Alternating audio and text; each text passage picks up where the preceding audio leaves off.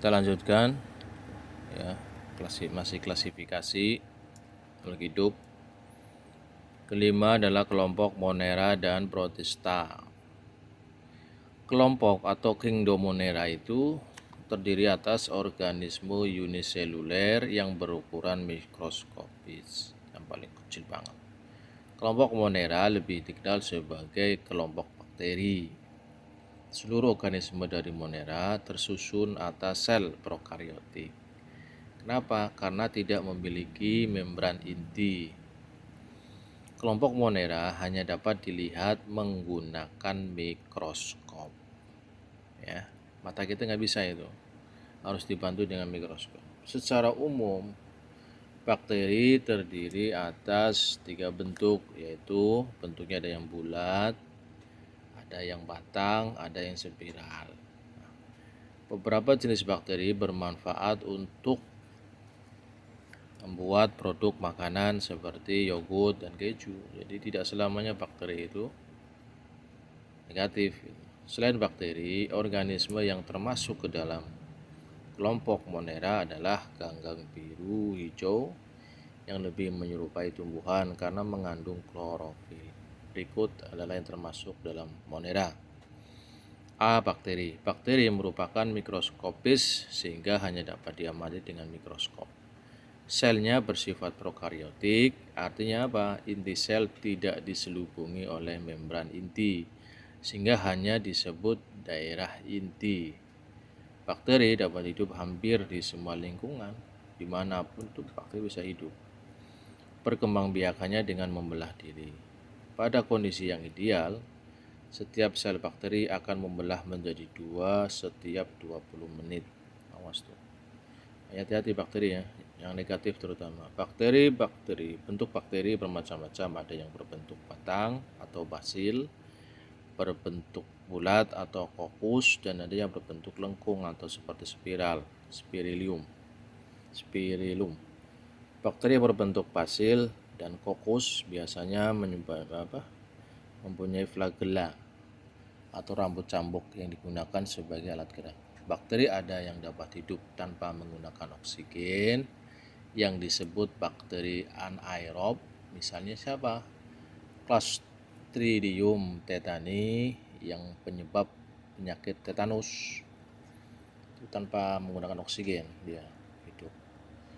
Bakteri yang lain hanya dapat hidup dengan menggunakan oksigen bebas yang disebut dengan bakteri aerob. Misalnya Mycobacterium tuberculosis, yaitu penyebab penyakit TBC.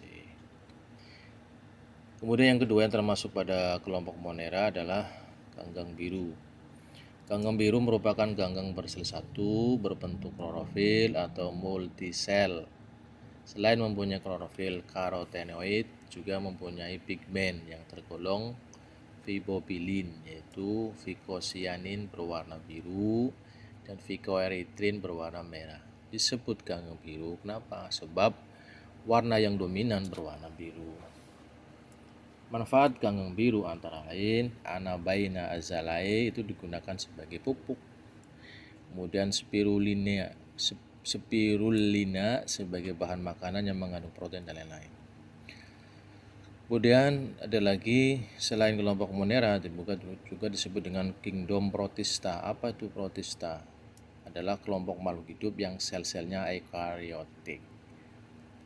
Kingdom Protista terdiri atas Protista mirip jamur, Protista mirip tumbuhan atau alga, dan Protista mirip hewan. Apa itu? Protozoa.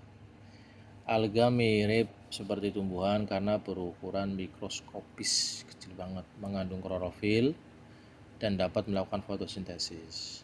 Nah, kelompok protozoa yang mirip seperti hewan karena dapat bergerak secara aktif. Protozoa memiliki alat gerak yaitu seperti silia, rambut getar, dan flagel, bulu cambuk. Contoh protozoa adalah Paramecium, Euglena, dan Amoeba. A. Protozoa. Apa itu protozoa? Protozoa merupakan mikroorganisme yang mempunyai ciri-ciri seperti hewan, yaitu dapat bergerak bebas dan tidak mempunyai klorofil. Protozoa mempunyai alat gerak berupa kaki semu, silia, rambut getar, dan flagela, rambut cambuk. Sehingga protozoa dibagi menjadi 4 kelompok berdasarkan alat geraknya, yaitu rhizopoda, flagellata, ciliata, dan sporozoa. Yang B adalah ganggang atau alga. Kalian tentu pernah melihat air kolam atau sungai yang berwarna hijau. Nah, warna hijau itu disebabkan karena melimpahnya ganggang yang hidup di perairan itu. Selain hidup di perairan air tawar, ganggang juga dapat ditemukan di air laut dan di tempat-tempat lembab seperti tanah, tembok, dan kulit pepohonan. Ganggang mempunyai ciri-ciri yang menyerupai tumbuhan, seperti yaitu mempunyai dinding sel, berklorofil untuk fotosintesis. Selain klorofil, ganggang mempunyai pigmen atau zat warna yang lain. Nah, berdasarkan pigmen utamanya, alga dapat dikelompokkan menjadi ganggang hijau, ganggang coklat, ganggang merah, dan ganggang keemasan atau pirang. Ya, nanti ada pertanyaan di akhir video ini.